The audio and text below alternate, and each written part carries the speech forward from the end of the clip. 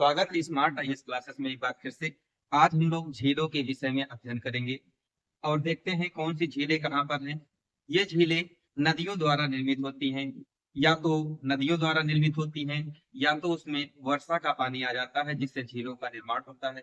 और इस पर प्रश्न किस तरीके से बनते हैं झीलों पर, ये पूछा जाता है कौन सी झीलें किस राज्य में हैं। और प्रश्न उठता है किस झील की विशेषता क्या है। तो इसी के विषय में देखना है। तो चलिए हम लोग एक एक झीलों के विषय में अध्ययन करते हैं। किस स्टेट में कौन सी झीलें पाई जाती हैं, उन्हीं के विषय में देखते हैं। पहले विशेषताओं को हम लोग बाद में चर्चा करेंगे। तो पहले हम लोग देखते हैं किस स्टेट में कौन सी झीलें हैं, और स्टार्ट करते हैं जम्मू कश्मीर और लद्दाख केंद्र शासित प्रदेश से। जम्मू कश्मीर में कौन कौन सी झीलें हैं? एक बुलर झील है, डल झील है, गाड़सार झील है, अनंतनाग झील है, शेषनाग झील है, बेरी नाग झील है, शेषनाग झील है, कैसर नाग झील है, नागिन झील है। इसमें दो झीलें आप लोगों को जो दिख रही हैं, पोगोंगछो और सी मुरारी, ये नाम से ही क्लियर हो रहा है कि तिब्बतियन नाम।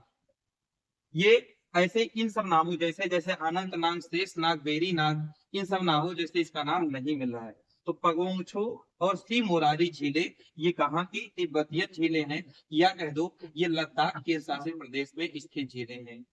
और गंगा बल और मानस बल ये कहाँ पर है? जम्मू कश्मीर में है।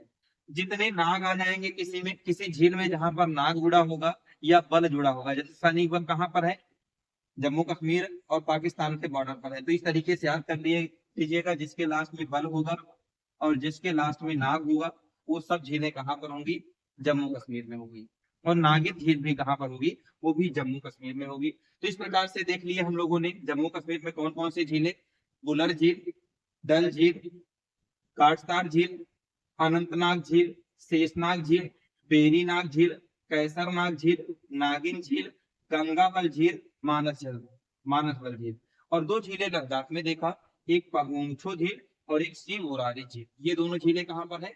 लद्दाख के शासित प्रदेश में स्थित हैं। ये तो हो गई जम्मू कश्मीर और लद्दाख की झीलें। इनको याद करने का तरीका यही है कि जितने के लास्ट में नाग आ जाए, हो सकता है कुछ झीलों का नाम यहाँ पर नहीं लिखा गया है, लेकिन आपको क्लियर यही करना है जिन झीलों के लास्ट में नाग या बल शब्द आ जाएगा वो सारी झीलें कहाँ की होंगी? जम्मू कश्मीर में स्थित झीलें होंगी। अगला हम लोग देखते हैं, एक झील है, ये है चंडीगढ़। सी से दिखाया गया है क्या? चंडीगढ़। चंडीगढ़ में एक झील है, ये पूछा गया क्वेश्चन है। सुखना झील किस केंद्र शासित प्रदेश में है? चंडीगढ़ में स्थित है। सुखना झील कहाँ पर है? चंडीगढ़ में है।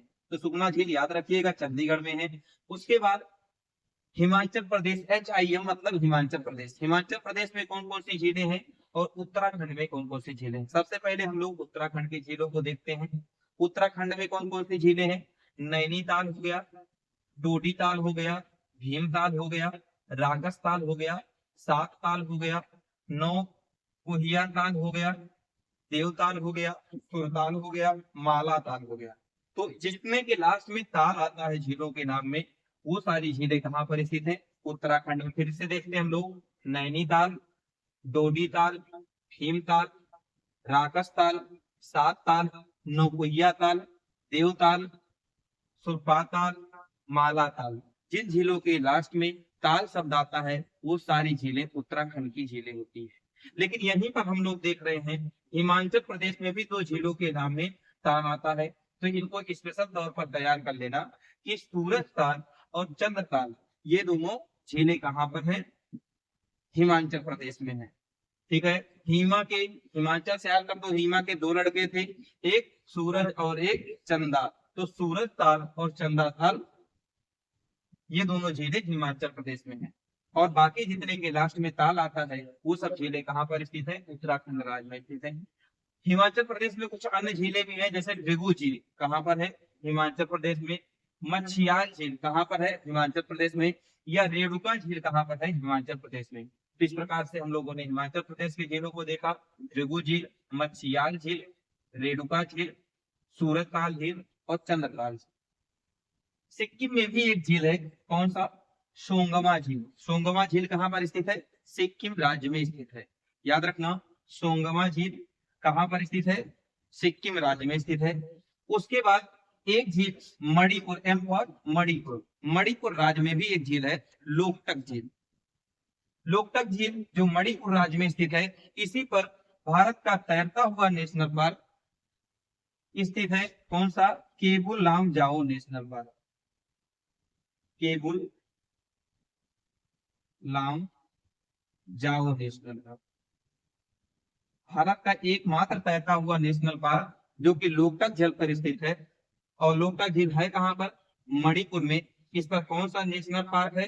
केबुल लामजाओ नेशनल पार्क, जो भारत का एकमात्र तैरता हुआ नेशनल पार्क है। तो विशेषताओं को भी थोड़ा सा देखना है, अभी हम विशेषताओं के विषय में और बताएंगे आपको।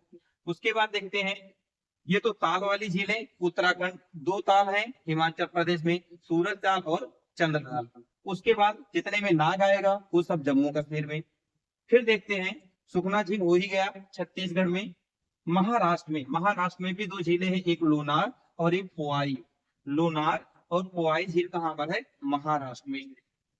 आगे देखते हैं, राजस्थान में बहुत सारी झीलें हैं, जैसे राजसमंद, जयसमंद, नक्की, सांभर, फतेह सागर, लूनकसार, डीडवाना, पिछौला, आना सागर, कुचामन, ढेबर, पुष्कर। ये सारी झीलें राजस्थान की हैं। राजसमंद, जयसमंद, नक्की, सांभर, फतेह सागर, लूनक सागर, डीडवाना, पिछौला, आना सागर, कुचामन, ढेबर और पुष्कर। ये झीलें कहां पर स्थित हैं? राजस्थान में। और कुछ झीलें कर्नाटक में भी है। अभी हम लोग स्टेट के नाम तैयार कर रहे हैं, अभी हम लोग इनकी विशेषताओं को नहीं देख रहे हैं। विशेषताओं का जिक्र अभी मैं आगे करूंगा। चलिए देखते हैं आगे, कर्नाटक में भी एक झील है बेलम बदूर झील। बेलम बदूर झील कहां पर है? कर्नाटक स्टेट में स्थित है। उसके बाद केरला में दो झीलें हैं, वेम्बानाथ और अष्टमुडी झीलें। वेम्बानाथ और अष्टमुडी झील ये कहां पर है? केरला में स्थित है। वेम्बानाथ और अष्टमुडी झील केरला में स्थित है। तमिलनाडु में भी दो झीलें हैं, एक कोडाई कनाल झील और एक काली बेली झील। कोडाई कनाल झील और काली बेली झील ये दोनों झीलें कहां पर है? तमिलनाडु में स्थित है। आंध्र प्रदेश में दो झीलें हैं, एक कोल्लेरू और एक पुलिकट झील। कोल्लेरू और पुलिकट झील ये कहां पर है?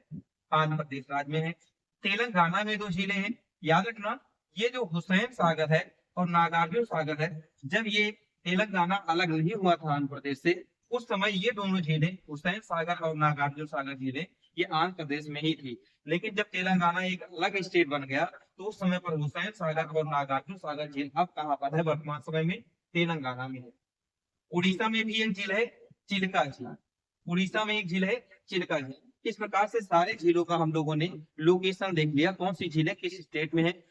एक वनडे एग्जाम में प्रश्न यही पूछा जाता है, कौन सी झील किस स्टेट में है। तो आप लोगों को मैंने कुछ झीलें ऐसी बताई जो नई हैं और कुछ झीलें ऐसी बताई जो आपको पहले से पता होंगी। लेकिन आजकल हम देख रहे हैं प्रश्न ऐसे ही पूछे जा रहे हैं, जिन झीलों के विषय में हम नहीं जानते हैं उन्हीं झीलों को पूछ लिया जाता है जो चर्चा में होती हैं। तो चर्चा में होने वाली झीलों को जरूर आप देखें कि कौन सी झीलें कहाँ पर हैं। तो अब देखते हैं हम लोग इन झीलों की विशेषताओं के विषय में, और स्टार्ट करते हैं चिल्का झील से। चिल्का झील, अगर इसकी विशेषता की बात करें, लिखते रहिएगा आप लोग। चिल्का झील भारत की सबसे बड़ी झील कौन सी है? चिल्का झील। यह भारत की सबसे बड़ी खारे पानी की झील कौन सी है? चिल्का झील। और ये जो चिल्का झील है ये लैगून झील का भी उदाहरण है। अब लैगून झील होता क्या है? जैसे ये तट है और तट के अंदर इस तरीके से बन जाए, अर्थात जहां समुद्र का पानी जा रहा हो लेकिन जाने का मार्ग जो हो बहुत सकरा हो। जहां पर समुद्र का पानी जा रहा है उस मार्ग में वो मार्ग कैसा है? बहुत सकरा। उस मार्ग को क्या कहते हैं? वो उसके द्वारा निर्मित जो झील होता है उसको लैगून झील कहते हैं। लैगून झील के उदाहरण चिल्का झील भी है। इसी के उदाहरण जो आंध्र प्रदेश में कोल्लेरू और पुलिकट झील है ये भी लैगून झील के उदाहरण है। और इधर केरल में जो वेम्बानाथ और अष्टमुडी झील है ये भी लैगून झील के ही उदाहरण है। लैगून झीलों की विशेषताएं क्या होती हैं? सबसे पहले तो इसका जो तट होता है समुद्र के सटा हुआ होता है, समुद्र का पानी इसमें जाता भी है। अब हमने कहा समुद्र का पानी इसके अंदर जाता है। अब सोचिए अगर समुद्र का पानी अंदर जाएगा तो यहाँ का पानी कैसा होगा? खारा होगा। तो लैगून झीलों का पानी कैसा होता है? खारा होता है। तो ये भी कह सकते हो चिल्का पानी खारे पानी की भी सबसे बड़ी झील है। इस प्रकार से हमने बताया कुछ झीलों का, जैसे इसका जो चिल्का झील का तट है आज भी खुला हुआ है, समुद्र का पानी इसमें जाता रहता है। लेकिन जैसे यहाँ पर कोल्लेरू झील है, आपको बताया था कोल्लेरू झील, मान लीजिए अगर ये कोल्लेरू झील है, कोल्लेरू झील के पास में आपको बताया था यहाँ पर कृष्णा नदी और गोदावरी नदी, ये दोनों नदियां अपना डेल्टा बनाती है। अब ये डेल्टा बनाएगी तो जो निक्षेपण करेंगी गाद का, वो कहाँ करेंगी, इसी झील के पास में करेंगी। और अगर इस झील के पास में अपने गाद का निक्षेपण कर रही हैं तो जाहिर सी बात है यहाँ पर क्या इकट्ठा कर देंगी, गाद वगैरह इकट्ठा कर देंगी, यानी कि कीचड़ इकट्ठा हो जाएगा। अब धीरे धीरे कीचड़ की संख्या बढ़ती गई, धीरे धीरे क्या होगा, इसका जो मुख था वो क्या हुआ, यहाँ पर पानी आना बंद हो गया, यहाँ पर गाद इकट्ठा हो गया। अब देखिए, अब ये तो नहीं कहोगे कि अब यहाँ समुद्र का पानी नहीं आ रहा है, समुद्र का पानी तो नहीं आ रहा है क्योंकि यहाँ पर गाद इकट्ठा हो गया, लेकिन फिर भी एक ऐसी झील है, आज भी लैगून झील का उदाहरण है। और ये बंद होने के बाद भी ये आज भी यहाँ का पानी कैसा है, खारा है। इस प्रकार कह सकते हो लैगून झीलों का मुख समुद्र से सटा हुआ भी रहता है और वो खुला भी रहता है और बंद भी रहता है, लेकिन पानी इसका कैसा होगा, खारा ही होगा। इसका मुख तो बंद हो गया है कोल्लेरू झील का, लेकिन आज भी ये खारे पानी की ही झील। उसके बाद देखते हैं पुलिकट झील। पुलिकट झील आंध्र प्रदेश और तमिलनाडु के बॉर्डर पर स्थित है, आंध्र प्रदेश और तमिलनाडु के बॉर्डर पर स्थित है। दोनों की सीमा जहां पर यहाँ पर बनाती है वहां पर स्थित है, आंध्र प्रदेश और तमिलनाडु की सीमा जहां पर बनती है दोनों के मध्य में स्थित है पुलिकट झील। और उस पुलिकट झील के किनारे ही, जो ये पुलिकट झील है, इसी के किनारे सतीश धवन अंतरिक्ष केंद्र, सतीश धवन अंतरिक्ष केंद्र है। ये सतीश धवन अंतरिक्ष केंद्र वही सतीश धवन अंतरिक्ष केंद्र है जहां से इसरो अपने प्रक्षेपण करता है, जहां पे इसरो अपना प्रक्षेपण करता है, कोई भी मिसाइल लॉन्च करता है, वही है सतीश धवन प्रक्षेप। जैसे अभी चंद्रयान को लॉन्च किया गया, इसी तरीके से ये कहां से होता है, पुलिकट झील के सतीश धवन केंद्र, सतीश धवन में इसरो द्वारा लॉन्च किया जाता है सतीश धवन केंद्र से। इस तरीके से हम लोगों ने देख लिया पुलिकट झील कहां पर है, आंध्र प्रदेश और तमिलनाडु के बॉर्डर पर है।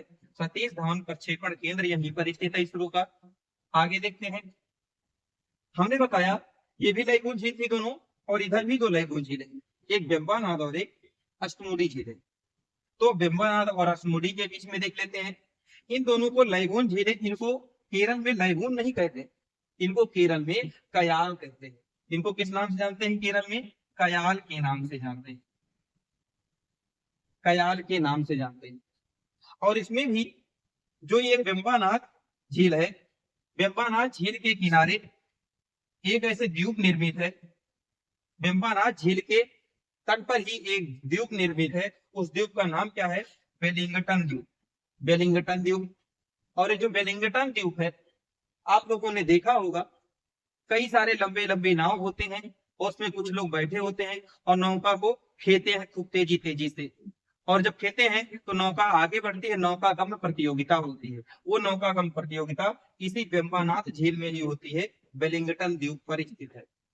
तो ये जो आएगा प्रश्न, वेलिंगटन द्वीप किस झील के पास है, बेम्बानाद झील, और बेम्बानाद झील कहां पर है, केरल में स्थित है। इस प्रकार से ये कयाल द्वारा निर्मित झील है। कैसी झीलें हैं ये, कयाल द्वारा निर्मित। कयाल कहते किसको हैं, उसी लैगून को ही केरल में क्या कहते हैं, कयाल के नाम से जानते हैं। आगे देखते हैं, दो झीलें हम लोगों को दिख गई, एक लोनार और एक बोई। इसमें जो लोनार झील है ये क्रेटर झील का उदाहरण है। किस प्रकार के झील का उदाहरण है, क्रेटर झील। और क्रेटर झील कहते किसको हैं, अगर हम बात करें, जैसे हमने कह दिया कि लोनार झील, ये पूछा गया प्रश्न है, क्रेटर झील का उदाहरण है। किसी अभी पेपर में आया था कोई कहां पर स्थित झील है, तो कोई महाराष्ट्र में स्थित झील है। क्रेटर झील किसको कहते हैं, जैसे ज्वालामुखी का उद्गार हुआ और ज्वालामुखी जब फटती है तो आपको पता होगा ये खूब ऊंचाई सा ऐसे ढेर सा बना देती है।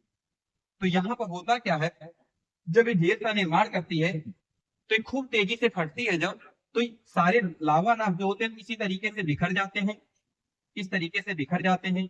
लेकिन होता क्या है, ये तो बिखर जाता है, लेकिन इसका मुख जो होता है वो गड्ढे नुमा हो जाता है। इसके मुख कैसे हो जाते हैं, गड्ढे नुमा हो जाते हैं। अब जब वर्षा होती है या नदी का पानी जो होता है इसमें आता है तो इसी में इकट्ठा हो जाता है उसके मुख में। तो इसी को, जो इसका मुख होता है, जहां से लावा इधर से आके निकल रही थी, ये लावा जो जाके निकल रहा था, उसी के मुख में जो पानी इकट्ठा होता है उसको कैसी झील कहते हैं? क्रेटर झील, ज्वालामुखी द्वारा निर्मित झील, जिसको किस झील का उदाहरण? क्रेटर झील को कहते हैं। तो लोनार झील कैसी झील का उदाहरण है? क्रेटर झील का उदाहरण है। ये भी बात आपको याद रहना चाहिए।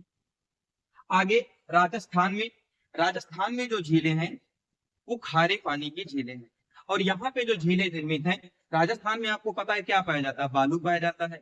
जब हवा खूब तेजी से चलती है तो ऐसा होता है, कभी कभी आपने देखा होगा, कहीं पर भी हवा चलती है तो वहां की मिट्टी उड़ जाती है धूल बन करके। ऐसे ही यहाँ के रेत भी राजस्थान के उड़ जाते हैं और किसका निर्माण करते हैं? गर्त का निर्माण करते हैं, गड्ढे का निर्माण कर देते हैं। अब जब वर्षा या नदी के माध्यम से उस गड्ढे में पानी जाता है, जो पानी उसमें इकट्ठा रहता है उसी को क्या कहते हैं? कि वो कैसी झील हो गई? वायु द्वारा निर्मित झील हो गई। और इस झील का पानी खारा है। अब प्रश्न ये बनेगा, यहाँ पर तो समुद्र है नहीं, राजस्थान के इलाके में यहाँ समुद्र है नहीं, तो यहाँ का पानी खारा कैसे?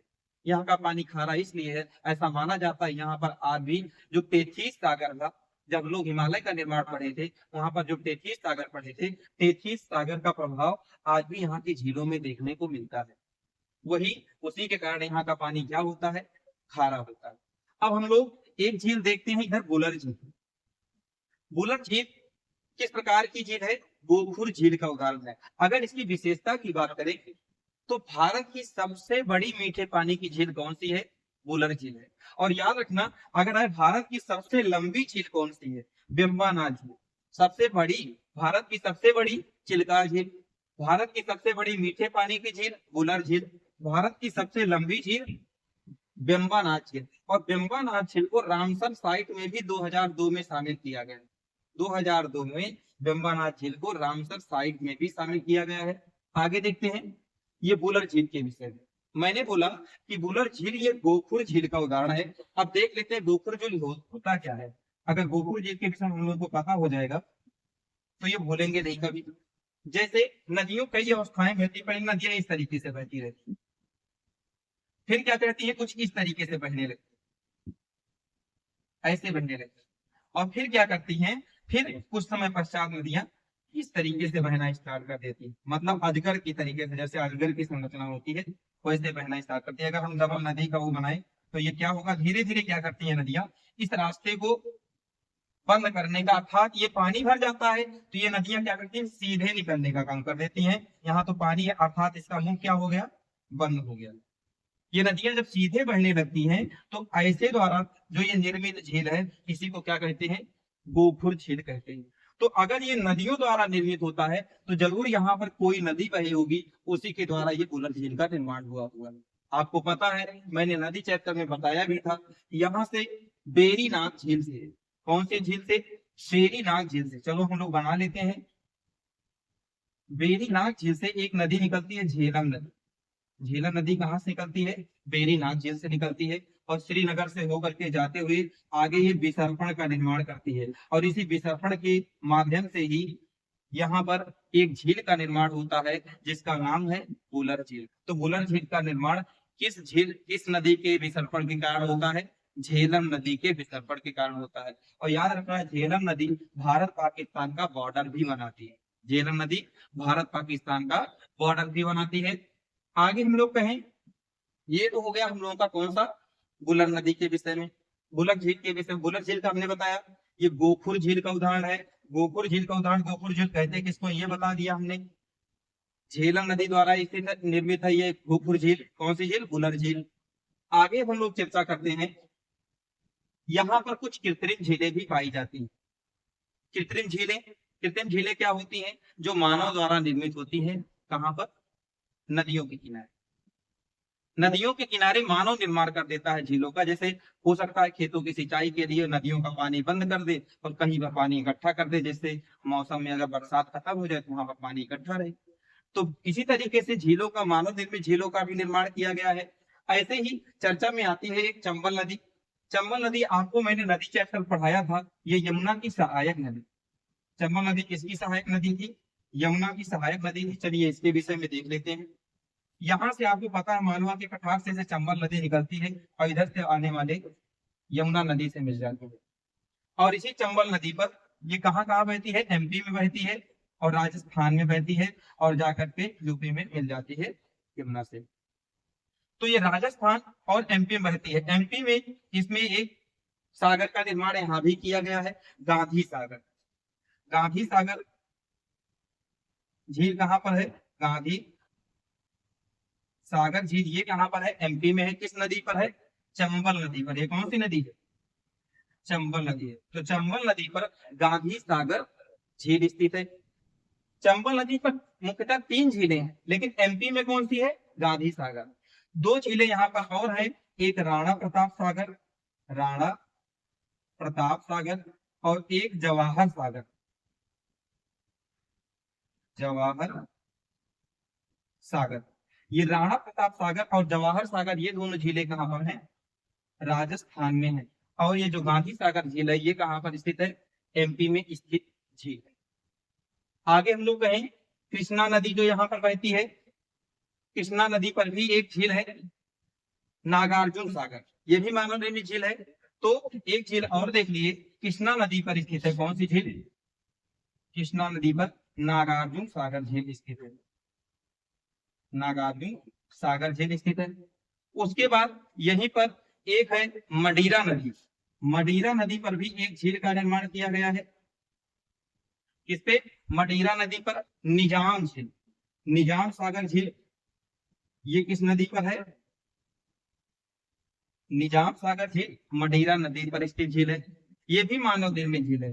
देखा हमने नागार्जुन सागर, कृष्णा नदी पर मानव निर्मित झील, मडीरा नदी पर एक झील है मडीरा, इस पे निजाम सागर झील है। और भारत की सबसे बड़ी मानव निर्मित झील वो सतलज नदी पर, किस नदी पर है, सतलज नदी पर। उसका नाम क्या है, गोविंद पंत सागर झील, गोविंद पंत सागर झील। ये किस नदी पर है, सतलज नदी पर स्थित है गोविंद पंत सागर झील। गोविंद सागर झील ये कहां पर है, चलिए देखते हैं गोविंद सागर झील के विषय में। याद रखना, एक है गोविंद सागर झील और एक है गोविंद वल्लभ पंत सागर झील, गोविंद वल्लभ पंत सागर झील। दोनों अलग अलग झीलें हैं। गोविंद सागर झील पहले देखते हैं, यह सतलज नदी पर है। कहां पर है ये, सतलज नदी पर है और हिमाचल प्रदेश में स्थित है। गोविंद सागर झील हिमाचल प्रदेश में स्थित है, सतलज नदी पर। मानव निर्मित कैसे होता है, आपको पता है पंजाब में एक बांध है भाखड़ा नांगल बांध, भाखड़ा नांगल बांध पंजाब में है। और यहाँ पे जब पानी फुला दिया जाता है बांध के द्वारा तो क्या होता है, यहाँ पर एक झील का निर्माण होता है जिसका नाम है गोविंद सागर झील। और भारत की मानव निर्मित सबसे बड़ी झील कौन सी है, गोविंद सागर झील। अगला मैंने बताया गोविंद वल्लभ पंत सागर झील। ये गोविंद वल्लभ जिसको शॉर्ट फॉर्म में कहते हैं GBP, गोविंद वल्लभ पंत सागर झील जो है ये कहां पर है, ये 2 स्टेट में है, एक छत्तीसगढ़ और यूपी में। 2 स्टेट में जो यूपी का क्षेत्र पड़ता है यहाँ पर वो सोनभद्र का क्षेत्र पड़ता है। तो गोविंद वल्लभ पंत सागर झील अगर यूपी में पूछा जाएगा सोनभद्र में स्थित है और छत्तीसगढ़ में स्थित है। और किस नदी पर स्थित है अगर ये पूछा जाएगा तो ये रिहंद नदी पर स्थित है। गोविंद वल्लभ पंत सागर झील किस नदी पर स्थित है, रिहंद नदी पर स्थित झील है। ये भी मानव निर्मित झील है। और अगर एक झील और हम लोग देखते हैं कावेरी नदी पर बनाई गई है, टोलने सब झील, टोलने सब झील ये किस नदी पर है, यहाँ पर बहने वाली कावेरी नदी, कावेरी नदी पर भी मानव निर्मित एक झील है, टोनली सब झील। किस नदी पर है, कावेरी नदी पर। तो मानव निर्मित झीलों को एक बार फिर से देख लेते हैं। कृष्णा नदी पर नागार्जुन सागर, मडीरा नदी पर निजाम सागर आंध्र प्रदेश में स्थित है ये। उसके बाद देखा गोविंद सागर हिमाचल प्रदेश में सतलज नदी द्वारा निर्मित है। किस नदी द्वारा निर्मित है ये भी पूछा जाता है, तो हिमाचल प्रदेश में है। और आप लोग जानते हैं पंजाब में भाखड़ा नांगल बांध, ये भी पंजाब में सतलज नदी के द्वारा निर्मित है। फिर देखा हम लोगों ने चंबल, ये पूछा गया प्रश्न है, चंबल नदी के द्वारा जो यमुना की सहायक नदी है इस पे 3 झीलें बनाई गई हैं कृत्रिम। एक गांधी सागर एमपी में है, और जवाहर सागर, राणा प्रताप सागर, ये दोनों राजस्थान में स्थित है। आगे मैंने बताया एक कावेरी नदी पर है टोनले सब झील, ये भी मानव निर्मित झील है। तो इस प्रकार से आपने कृत्रिम झीलों और मानव झीलों दोनों को पढ़ लिया। आप लोग इसके लोकेशन और इसके विशेषताओं को अच्छे से तैयार कर लीजिएगा। आज के लिए इतना ही, और अच्छा लगा हो तो लाइक कमेंट जरूर कीजिएगा। Thank you.